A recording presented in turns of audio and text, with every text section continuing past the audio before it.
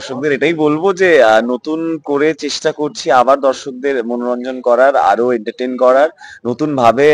আমি তো আসছি, আমার সাথে আসছে আমার নতুন বন্ধু, নতুন হিরোইন।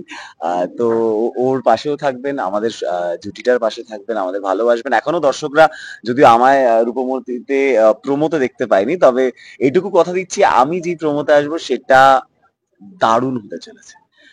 এটাই সারপ্রাইজ, এটাই টিমের প্ল্যানিং ছিল যে আমাকে ইন্ট্রোডিউস করবে যখন, তখন নতুন ভাবে একটু ভালোভাবে একটু বিগ ভাবে আনবে হয়েছিল। তো খুব খুব দারুণ। আমি প্রোমোটার একটা ঝলক দেখেছি, এখনো পুরো এডিট ডান হয়নি, একটা প্ল্যানিং আছে। তো সেই প্ল্যানিং অনুযায়ী প্রোমোটা আসবে, সেই প্রোমোটা দর্শক আমাকে দেখতে পাবে আবার। যে আমি যে দর্শকদের এতদিন অপেক্ষায় রেখেছিলাম, যে অনেক দিন আমি অনেক মানে যা হয় একটা নতুন শো শুরু করার আগে আর পুরোনো শো এর পরে এই মাঝখানের গ্যাপটায়, তো আমি আমার মনে হয় দর্শকদের সেই অপেক্ষার মানে ওই কি বলবো সুদ বা যেটাই হোক সেটা আমি পুষিয়ে দেবো। না অবশ্যই না, আমি জানি যা হয় একটু এখন যাই হোক, সিনিয়র তো খুব একটা নই, তাও আমাকে হিরোইন টিপস দেওয়ার চেষ্টা করছে যে ভুল হচ্ছে আয়ান, এটা ধরিয়ে দিচ্ছে। ঠিক আছে, খুব ভালো চেষ্টা। ম্যাডামের এক্সপিরিয়েন্স বলো।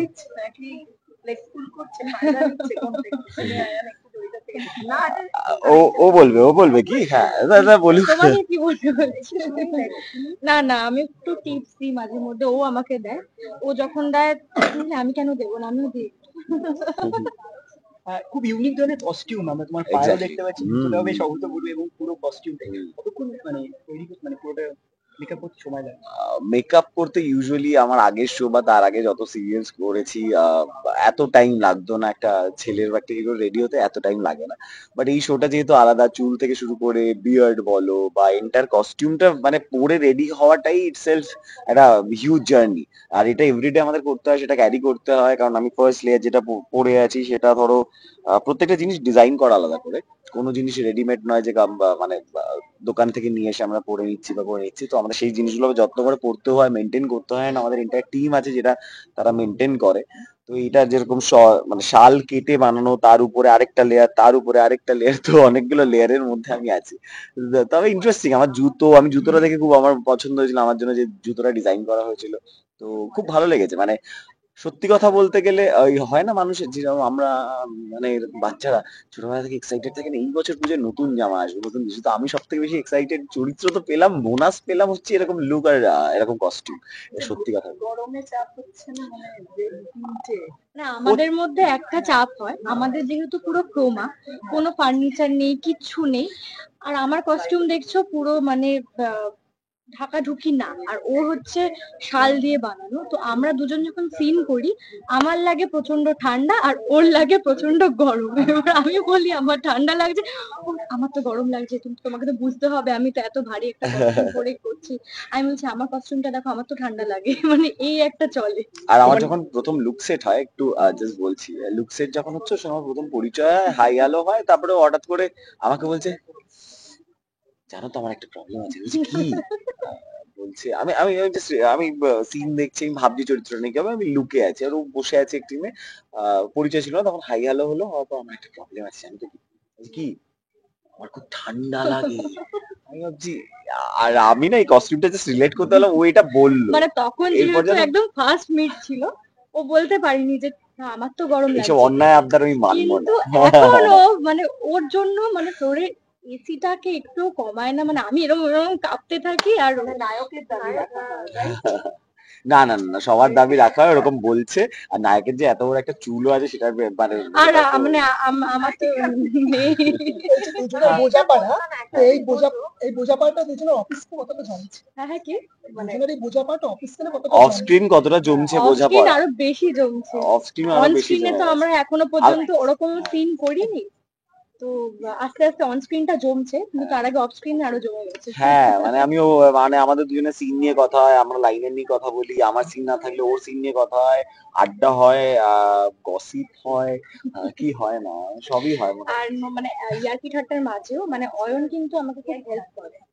মানে আমি তো এটা একদম ফার্স্ট লিড, তো আমাকে প্রচুর গাইড করে যে জয়িতা এটা এরম ভাবে করো, ওরম ভাবে করো। তো তো আমরা যেমন ইয়ার্কি ঠাট্টাও মারি, সেরকম আমাকে টিচার হিসাবে অনেক গাইডও করে।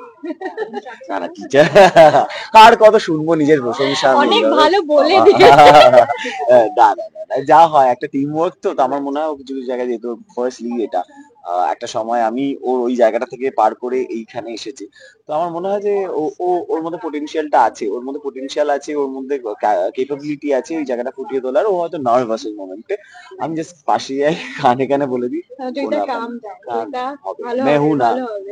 তো ও বলে বলছো চল, এটা দরকার, তো হয়ে যায়, টিম ওয়ার্ক না, তো খুব ভালো লাগে। আর ও খুব শোনে কথা, ও আমাকে নিজে বলে বারবার, তোমার কখনো যদি মনে হয় কোনো সিনে আমি এটা ঠিক করিনি তুমি আমাকে বলবে, হ্যাঁ তুমি আমাকে বলবে, যাই হয়ে যাক বলবে।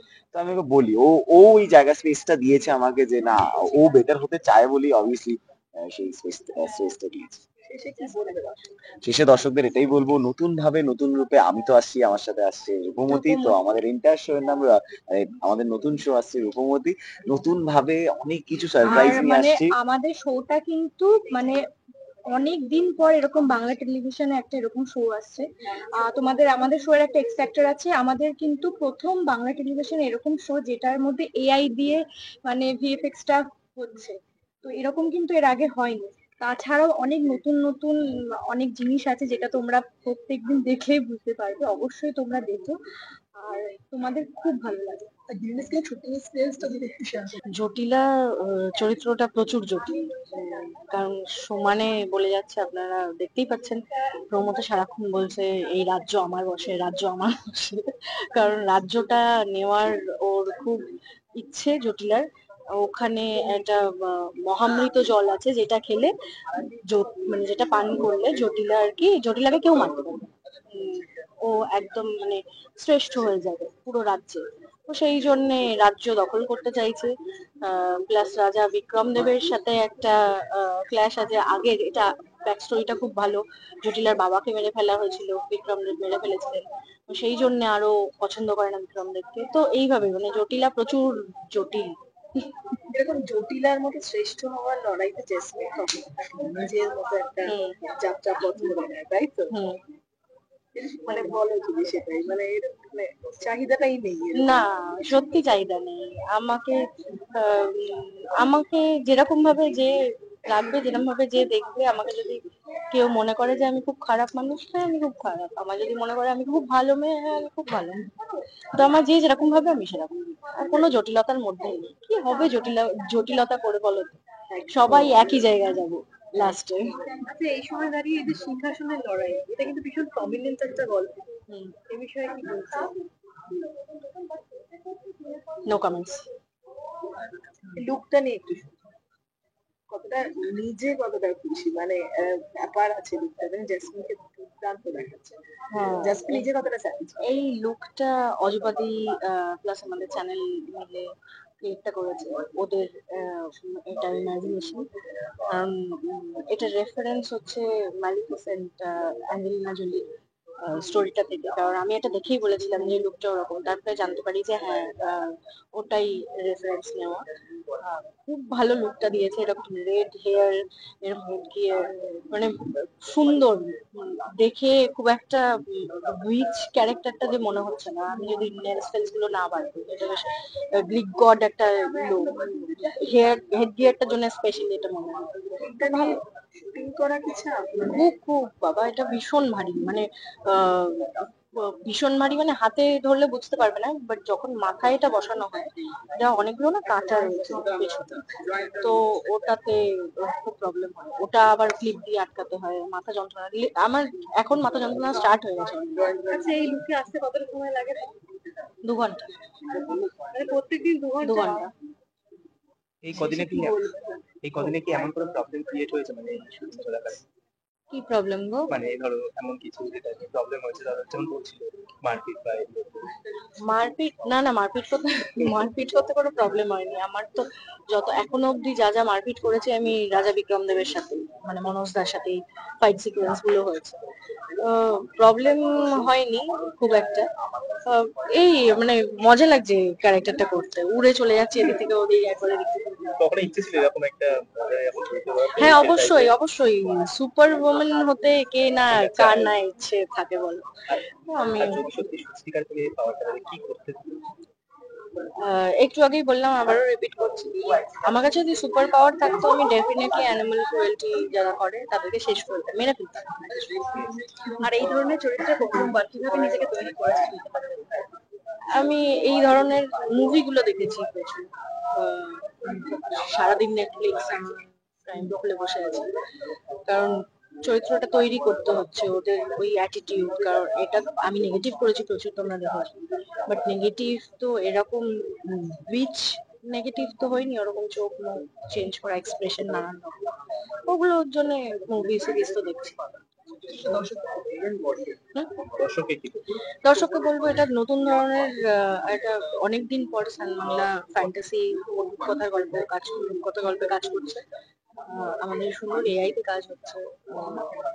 তারপর এত ভালো সব চরিত্রগুলোর ব্যাক স্টোরি আছে সুন্দর সুন্দর, প্রত্যেকটা চরিত্রের মানে ওয়েব সিরিজের মতন স্টোরি রয়েছে প্রত্যেকটা ক্যারেক্টারের। তো সেটা দেখতে হলে অবশ্যই তোমাদের চোখ রাখতে হবে সান বাংলার পর্দায় 27 তারিখে সোম থেকে রবি প্রতিদিন রাত। হ্যাঁ, অবশ্যই আমার চরিত্রের নাম হচ্ছে কুমার।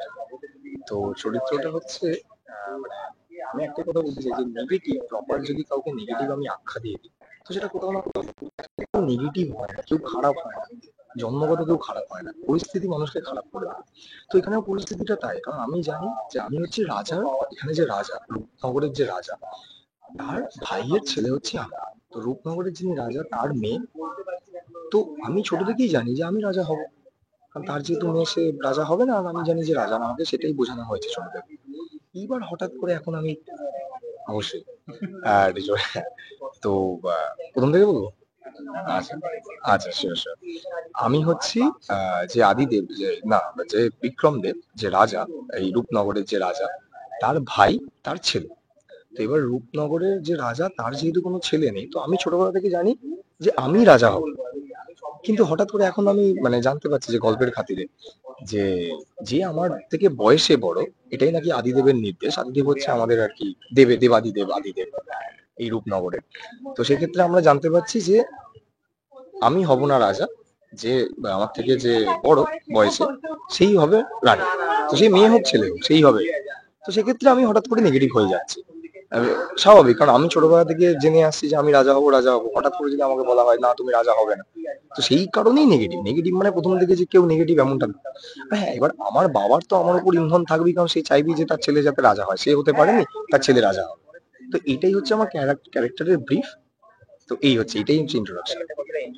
ব্যাপারটা তো খুবই এনজয় করছি। হ্যাঁ, এবার কিছু কিছু ক্ষেত্রে কুমার এই নেগেটিভ হয়ে যাওয়ার জন্য কিছু কিছু কাজ করছে, সেই কাজগুলো অবশ্যই একটা সাধারণ ছেলে বা ভালো ছেলে সে করতে পারে না বা করাটা উচিত না, কিন্তু পরিস্থিতির কারণে কুমার করছে। তো সেই কাজগুলো করতে আমার মানে রাজ হিসেবে খুবই খারাপ লাগছে। তো তারপরে ক্যারেক্টারের জন্য করতে হচ্ছে, এটাই হচ্ছে ব্যাপার। দর্শককে বলবো আপনারা দেখুন, অবশ্যই দেখুন। কেমন লাগে সেটা পরের ব্যাপার।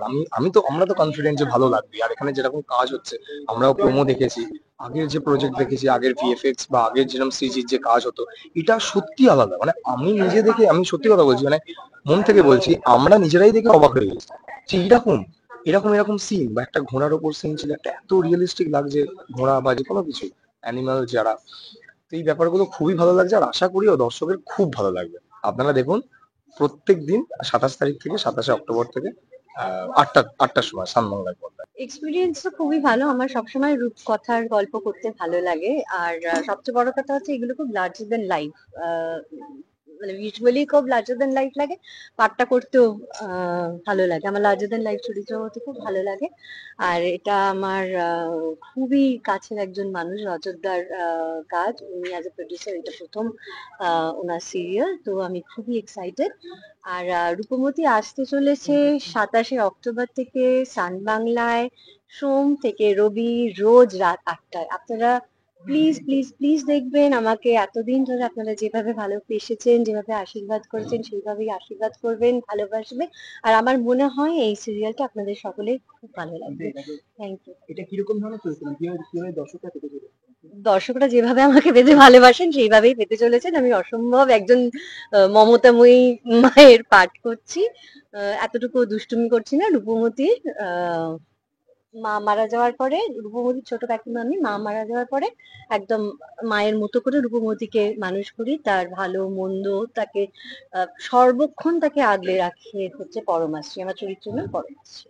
আর আরেকটা নতুন বিষয় শুনেছি, এআই এর ইউজ হচ্ছে এইবার হ্যাঁ প্রথমবার। এটা একটা নতুন একটা মাইলস্টোন।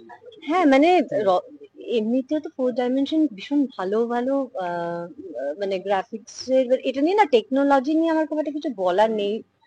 আমাদের প্রডিউসার সবটাই বললেন, তো মানে আমিও ঠিক ততটাই এক্সাইটেড যতটা দর্শক এক্সাইটেড এই শোটা দেখার জন্য। কারণ আমি যখন শুটিং করি আমি তো মানে এডিটের পরে কি দাঁড়াচ্ছে সেটা তো আমিও দেখতে পাই না। তো আমিও দেখতে খুবই ইন্টারেস্টেড টেলিকাস্ট কিরকম দেখাচ্ছে। টলিউড ফোকাস কলকাতা চ্যানেলটি আপনাদের ভালো লেগে থাকলে লাইক করুন, সাবস্ক্রাইব করুন এবং আপনাদের পছন্দের ভিডিওটি অবশ্যই শেয়ার করুন। Tollywood focus Kolkata.